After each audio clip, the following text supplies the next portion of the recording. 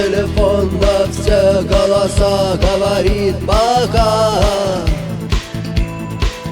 Пора.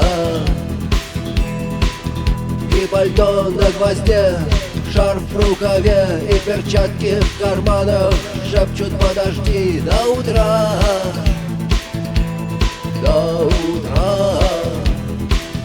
Но странный стук зовет дорогу. Может, сердце, может, стук в дверь.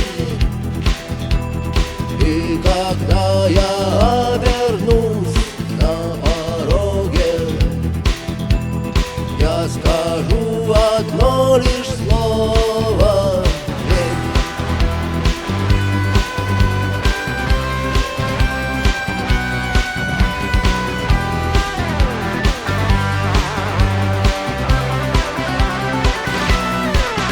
И опять на вокзал, и опять к поездам, и опять проводник выдаст белье и чай.